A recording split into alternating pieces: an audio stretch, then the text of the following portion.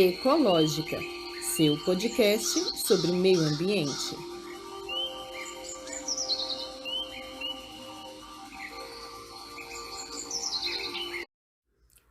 Olá, sou Tatiane Costa e este podcast irá explicar, conversar, debater e te atualizar sobre todas as questões acerca do meio ambiente. Sejam todos bem-vindos e bem-vindas.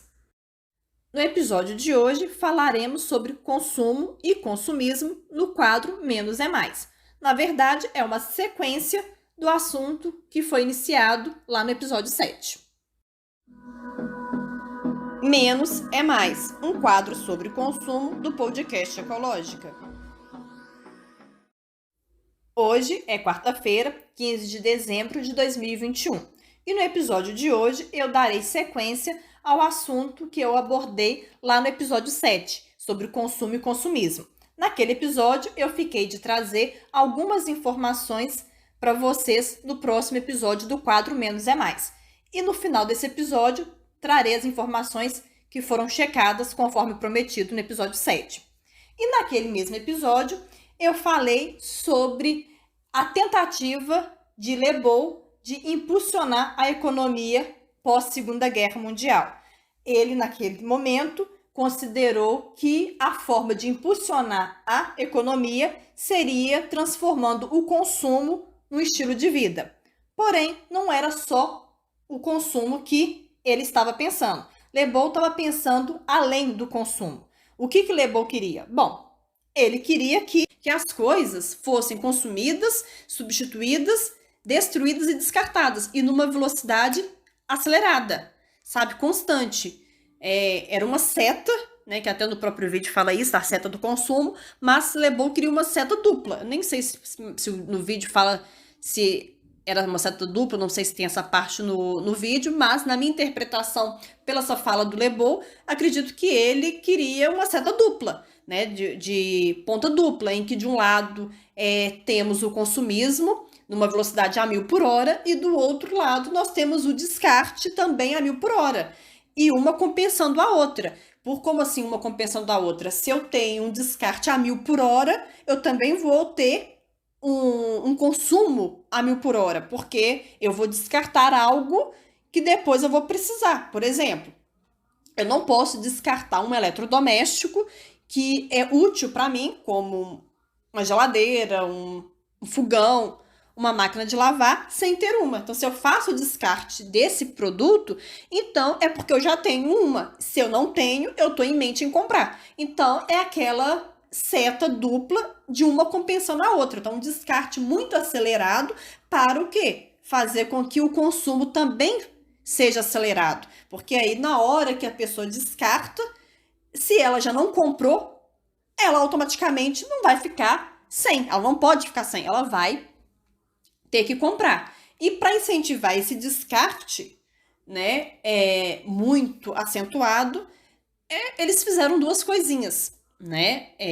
Os produtores da época, né, os fabricantes da época fizeram duas coisinhas. Na verdade, os produtores fizeram uma coisa e a mídia, com as propagandas e as estratégias de marketing, e até mesmo os produtores também, não vamos isentá-los não, né? Fizeram outra. A primeira coisa que cabe somente aos fabricantes foi uma coisa chamada obsolescência programada. Eles fizeram isso para poder estimular o descarte rápido das coisas. Como assim? Um produto que, porventura, poderia perfeitamente durar 10, 20, 30 anos, as fabricantes o fazem de um jeito a durar menos, bem menos. Para o quê? Para incentivar, estimular o descarte desse produto. Uma vez descartado esse produto, haverá o consumo de um novo, porque eu não posso ficar sem uma geladeira, sem um fogão, sem um eletrodoméstico. Hoje em dia, né, nos nossos tempos, nós não podemos ficar sem celular. Muitas pessoas trabalham pelo celular. Então, nós temos aí a obsolescência programada, que é desse jeito, né? Fazendo um produto durar menos do que poderia durar, né? Reduzindo a vida útil de um produto. Então, de um lado, as fabricantes fizeram isso para incentivar o descarte de um lado e né, numa ponta da seta e na outra ponta o consumo. Então, para estimular, né? Então, fizeram a obsolescência programada para, de um lado, estimular a ponta do descarte e, do outro, estimular a ponta do consumo, já que a pessoa iria continuar precisando daquele produto que agora não tinha mais porque deixou na mão. E essa obsolescência programada, ela vai acontecer de duas formas. A primeira é tornando inviável o conserto do produto. O produto ele vai apresentar um dano que não tem como ser consertado. A solução será o descarte e a substituição do mesmo, caso seja um produto de necessidade, né? Um produto essencial, do qual nós não podemos ficar sem. Então, como eu falei, a solução é o descarte e a compra de um novo. Já a segunda forma é fazendo com que o produto apresente um dano numa parte específica, né? Num componente, numa peça específica. Mas que peça seria essa? É uma peça fundamental para o funcionamento. Sem ela, o produto não funciona e cujo valor é igual ou superior ao do produto novo. Então, isso inviabiliza o conserto, porque você vai pagar por uma peça o mesmo valor ou um valor até superior a do produto novo. Por exemplo, um celular. É um celular que a pessoa tem e estragou uma peça. A pessoa vai comprar, então, uma peça cujo valor dessa peça é igual a de um celular novo e de um celular até muito mais moderno do que aquele que ela tem e que estragou, ou o valor dessa peça é até um valor mais caro, superior a de um celular? Não, é inviável. Então, muitas das vezes eles fazem isso. Torna inviável o conserto, não por não ter mais conserto. Ainda tem como ser consertado. Porém, a peça que foi danificada apresenta um valor no mercado igual ou superior a de um produto novo, num modelo até melhor, mais recente, superior àquele que foi danificado. Quando não fazem isso, eles fazem o seguinte: eles mudam o design da tal peça. E a fabricante suspende a produção das peças nos designs anteriores, pouco tempo depois. Assim, por exemplo, se o produto é de 2014 e tem essa tal peça danificada em 2018, a pessoa provavelmente não poderá simplesmente trocar a peça, porque muito provavelmente essa mesma peça foi retirada de circulação no ano anterior, ou seja, a peça estragou no ano de 2018, o produto é de 2014, mas muito provavelmente em 2017 aquela peça já foi retirada de circulação. Então, não tem como a pessoa encontrar aquela peça naquele design. Não é que a peça foi retirada de circulação. A peça naquele design foi retirada de circulação. Ou seja, recapitulando esse exemplo de uma forma mais clara. O produto é de 2014 e a peça dele também daquele ano. Porém, essa peça vem apresentar um dano em 2018, 4 anos depois. No entanto, no ano de 2017, essa peça-chave para esse modelo de produto, ela foi tirada de circulação em 2017. Então, se essa peça-chave para esse produto de 2014 foi retirada de circulação em 2017, quando aquele produto vem apresentar um dano nessa peça em 2018, a pessoa que tem esse produto de 2014 não poderá enviá-lo para o conserto, visto que o dano é na peça que já não está mais em circulação, porque foi retirada do mercado um ano antes, em 2017. Então, inviabiliza também o conserto nesse aspecto. Isso sem falar no caso dos smartphones, das atualizações dos aplicativos. Quantas empresas param de oferecer suportes ou atualizações de aplicativos em celulares cuja versão dos sistemas operacionais são antigas, forçando o usuário a comprar um novo aparelho, já que depois de algum tempo, né, dos aplicativos desatualizados, eles param de funcionar. Ou então, essas empresas lançam aplicativos, né, ou atualizações muito pesadas, que acabam por ocupar rapidamente o armazenamento do celular, de forma que o usuário fica impossibilitado de gravar vídeo, tirar foto, ou até mesmo instalar novos aplicativos, ou de atualizar aplicativos existentes, porque não tem mais espaço, né, no aparelho. E aí a solução ou é comprar um cartão de memória ou um novo celular, né, com uma capacidade de armazenamento maior. Essa é a obsolescência programada. por enquanto, até agora, nós só falamos da obsolescência programada como estratégia para impulsionar o crescimento das duas setas, né, das duas pontas da seta, a ponta do descarte e a ponta do consumo. Mas a obsolescência programada não é a única ferramenta para impulsionar o crescimento das duas pontas da seta. Nós temos uma outra obsolescência também atuando para o crescimento das duas pontas da seta, que é a obsolescência perceptiva. E é sobre ela que nós vamos falar agora, sobre a obsolescência perceptiva.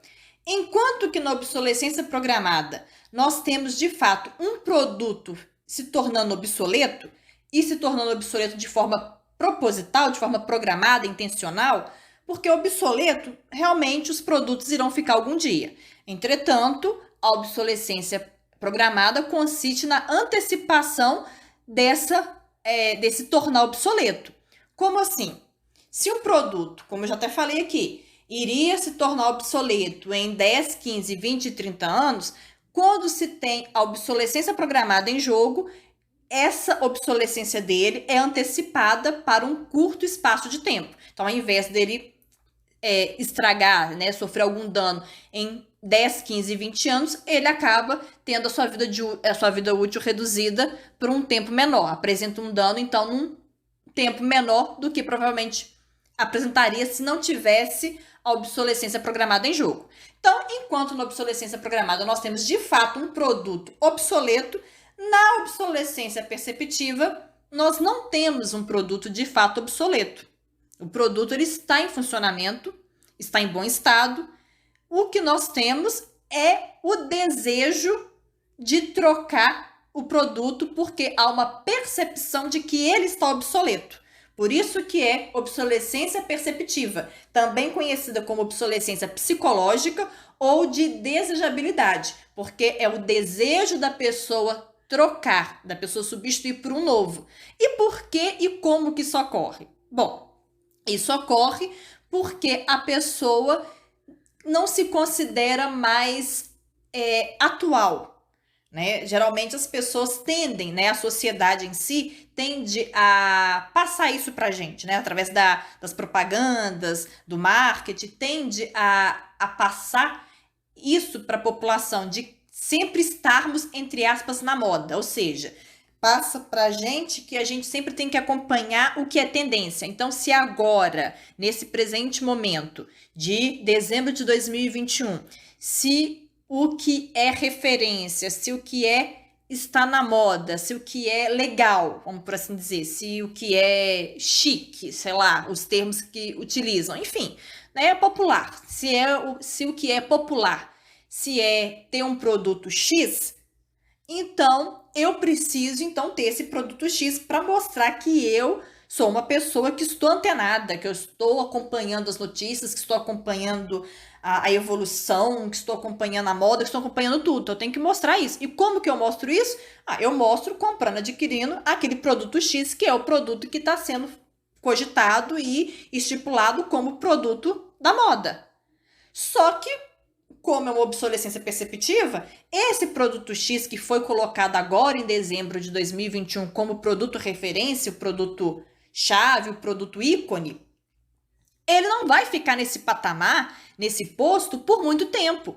Quando for lá para fevereiro, março do ano que vem, já temos um outro produto ali, no topo, para falar que é o produto chave, o produto ícone e o produto de quem está antenado. Aí já não é mais o produto X que foi lançado, que foi considerado o ícone em dezembro de 2021. Aí será o produto Y.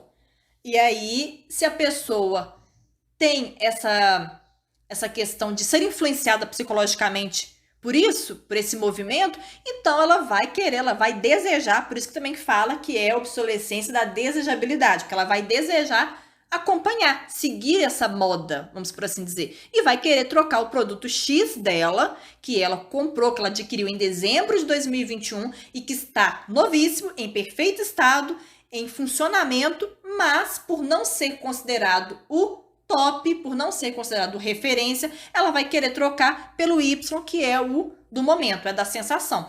E isso fica muito claro, essa questão da obsolescência perceptiva, ela fica muito nítida na moda.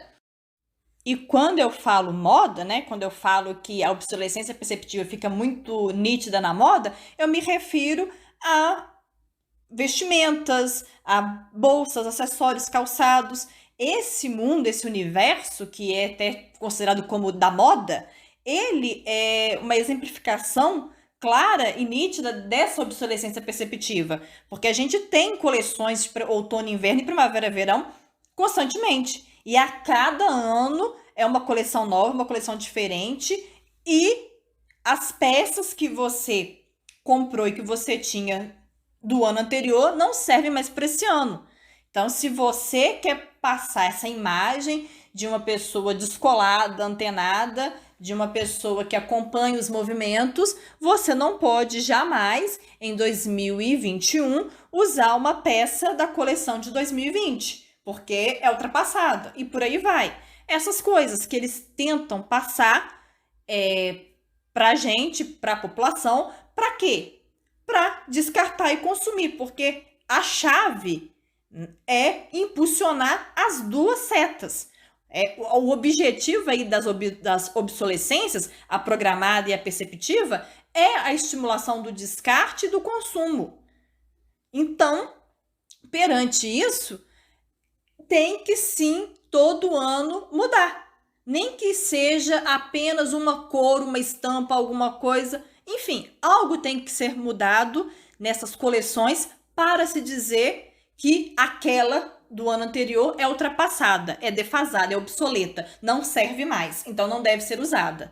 E aí muita gente compra, entre aspas, essa ideia e ao comprar a ideia, compra o produto. Um produto que ela nem precisaria de comprar porque ela já tem peças em casa que estão novas, que estão em bom estado e que poderia usar perfeitamente, está em boa condição de uso.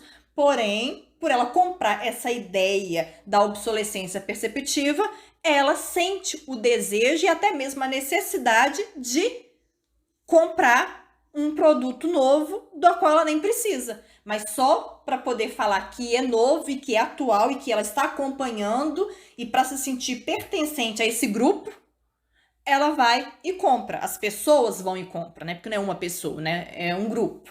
São várias pessoas. E compra. E assim, nós temos as duas setinhas de descarte e de consumo sendo estimuladas, sendo que uma depende da outra. O consumo depende do descarte, o descarte depende do consumo.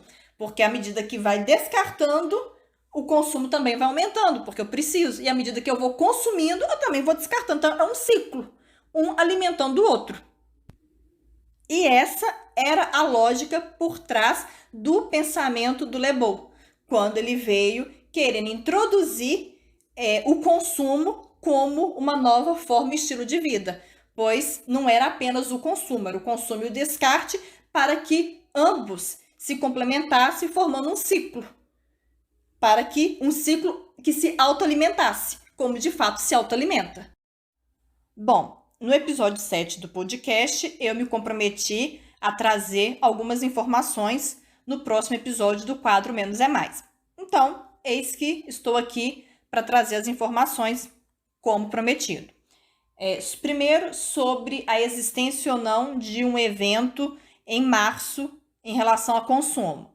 Pois bem, de fato existe mesmo uma data em março, o dia 15 de março, é comemorado o Dia do Consumidor. Na verdade, é o Dia Mundial e dos Direitos do Consumidor.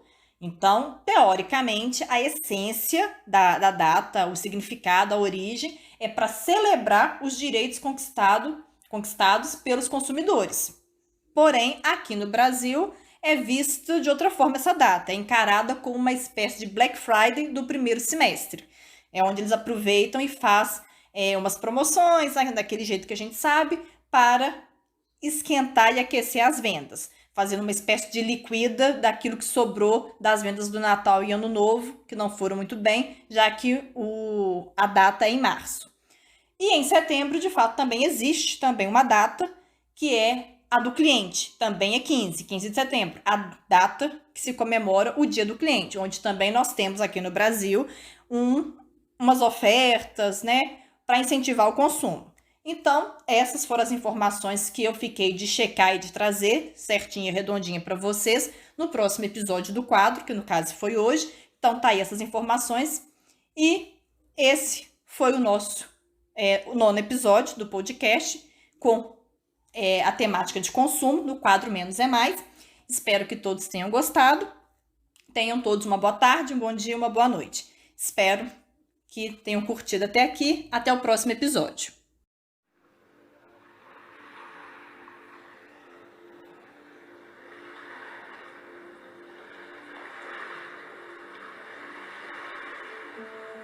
Ecológica, seu podcast sobre meio ambiente.